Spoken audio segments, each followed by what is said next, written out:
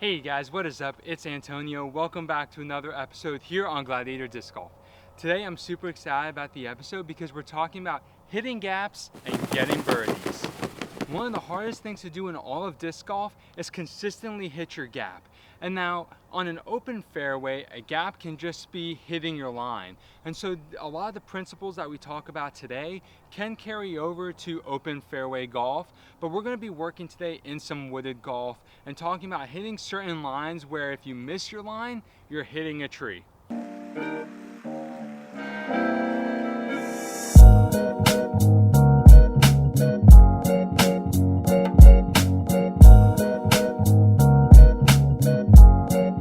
When you're trying to hit gaps, there are 4 things that you need to consider. 1, disc stability. 2, what are you aiming for? 3, what do you want the disc to do when it hits the ground? 4, what do you want the disc to do when it's in the air? When you can figure out these 4 things and answer the final 3 questions, that will help you determine the best way to hit the gap and attack a hole to get a birdie. There's a reason why wooded golf is so much tougher than open golf, and that's because you are limited in space that you can move on the fairway, and sometimes the fairways are super tight. So it's essential that you learn how to hit your lines, and the 4 things that I mentioned previously are going to help you do that in ways that you've never experienced before. When talking about disc stability, there's no one disc that is better at hitting a gap than another. You have understable, neutral, and overstable discs. Now, you're going to throw all of them differently depending on which one you decide to throw, but not any one of them is going to be better at hitting a gap. So disc stability is going to influence, or rather be influenced by the next 3 points, or rather the next 3 questions on this list. The second thing is, where are you aiming? Whether you're in an open fairway or on a wooded course, you need to have a focal point. You need to have a target that is not the basket. That's right. Depending on the stability of your disc, you're going to need the disc to break at a certain point. If you're throwing an understable disc and you're wanting it to turn, where do you want it to turn? If you're throwing an overstable disc, when do you want it to start hyzering out? If you haven't pinpointed those locations on the fairway, you're not going to be able to accurately execute your shot. So it's important to know where you are aiming, whether you're on an open fairway or a wooded shot. Once you have an idea about your disc stability and you know exactly where you're aiming, the question is, what do you want the disc to do when it hits the ground? Sometimes you need the disc to skip. Sometimes you need the disc to stop exactly where it lands, or maybe just slide a little bit forward. And disc stability is going to influence what the disc will do when it hits the ground. A quick tip, if you're playing for a skip, you want to throw either a neutral disc on hyzer or an overstable disc nice and flat. If you're wanting something to finish flat, you're going to want to throw a neutral disc flat or an understable disc with a little bit of hyzer flip, or maybe let it turn and slowly glide back. But if you don't want the disc to roll, definitely don't throw a flippy driver on an hyzer. Otherwise it's going to turn into a roller, and if you're not planning for that, you don't exactly know where it's going to go.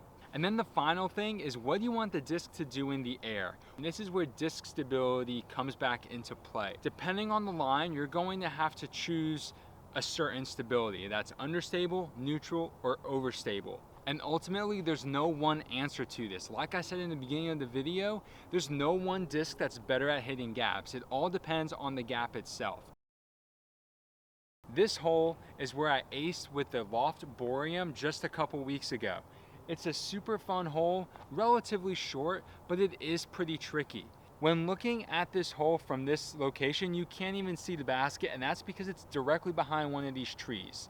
Now, for some people, the backhand might feel super comfortable, but because of how tight the trees are on the right side, I don't feel comfortable throwing a backhand. So I actually like to take a forehand shot. Now, I could throw a hyzer flip, but the thing with the hyzer flip is that there's a creek on the right side of the basket. And so if I throw a hyzer flip and it fades too much, then it's going to skip into the creek. So what I actually like to do is throw sort of a flex shot with the Royal Bobcat. It gives me enough stability and control to keep the disc relatively straight, and with the Royal plastic being nice and grippy, it'll settle right near the basket. So let's go ahead and let's see how it plays out. So I'm aiming for a tree down the fairway that I want the disc to be turning by the time it gets there. And so what that'll mean is that the disc is going to fly pretty straight, start turning, and then start to fade back towards the basket. I need to have this target picked out, otherwise I'm letting the disc have a mind of its own, which makes it entirely unpredictable. All right, so the disc finished a little to the right, but still well inside circle 1. Now that was with a more overstable disc. If I take a more understable disc, my flight options are going to be very different. I'm going to have to throw with hyzer instead of anhyzer. For example, the Storm Disc's eye.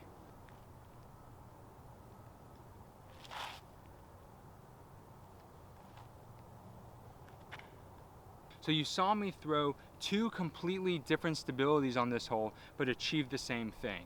As long as you hit the gap, it doesn't really matter what stability you throw, as long as you know how to control it when you consider what you want the disc to do in the air and when it hits the ground. If you have those things and a target picked out, you can hit your gap and get birdies.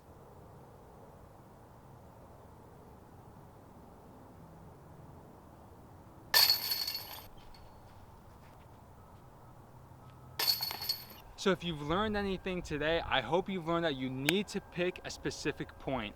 Having a main focal point is going to be a world of difference for your shot and your wood game and help you hit your gaps. You can't just aim aimlessly at a gap, otherwise you're kind of just leaving it up to fate and chance. And that's the last thing we want to do when playing disc golf. So make sure you pick something, think about disc stability, and then think about what you want the disc to do when it hits the ground and what you want the disc to do when it's in the air.